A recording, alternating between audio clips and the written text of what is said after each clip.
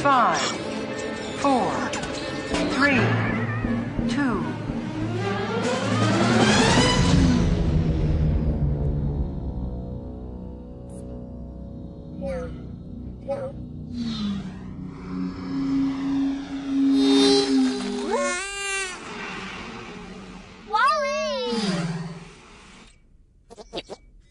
The new Pixar feature Wall-E is easily one of the summer's peak achievements. It's a very special example of feature-length animated storytelling that holds kids and adults alike in a state of wonderment.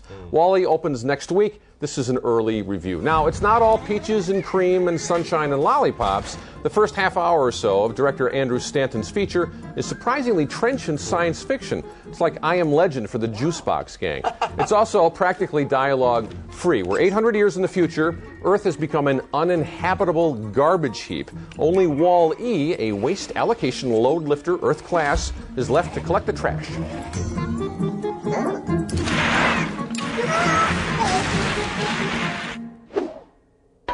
Soon, though, Wall-E and his sole earthly companion, a cockroach, are joined by a visitor searching for plant life. She's Eve, and after a rough introduction, these two bond over Wall-E's favorite movie musical, Hello, Dolly.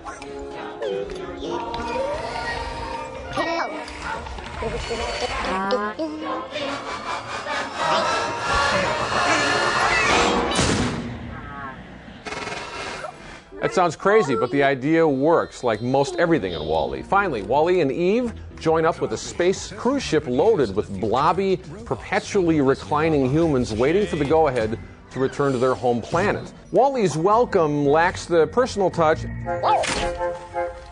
Just a trip. You look gorgeous.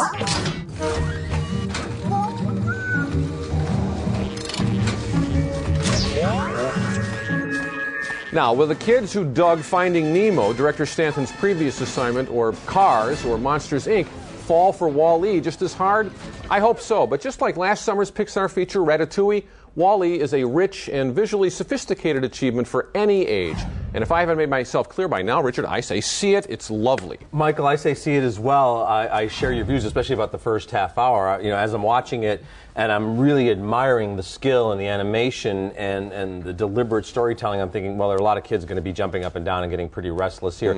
And it's pretty stark and forbidding, but of course, I think that makes the love story and the adventure once they're up in space that much more enjoyable. Yeah, and the tonal shift doesn't feel jarring or cheap. It feels very well considered. It's a beautiful story, but yeah, it has some darker elements and some stranger things that I think some kids might have a hard time embracing. It's a long way from Finding Nemo in terms of tone, and it doesn't have the real emotional punch, I guess, of that picture, but I found it very kind of enveloping in a way. I think if kids give it any kind of a chance, and they can kind of adjust their rhythm at all, they're really going to be taken away by this thing. Yeah, there's certainly a sweet element here, almost a corny romance, but it's very well done. This film does like Hello, Dolly a lot more than I did. I got a little tired. I got a little tired of the Hello, Dolly stuff, my friend. It's the most respect ever afforded that movie by anybody. But this is, I agree with you, one of the best movies of the year, just so beautifully done. They always do it at Pixar. Yeah, it's funny about the tie-in element, too, because in a way, this movie's very anti-consumerist, and it's got kind of an inconvenient truth message. There are a lot of movies that are anti-consumer where you can still get the, the fun souvenir. I think the sequel, if it's set 800 years further in the future, will be a lot of, like a Wall-E tie-in toys. I like that.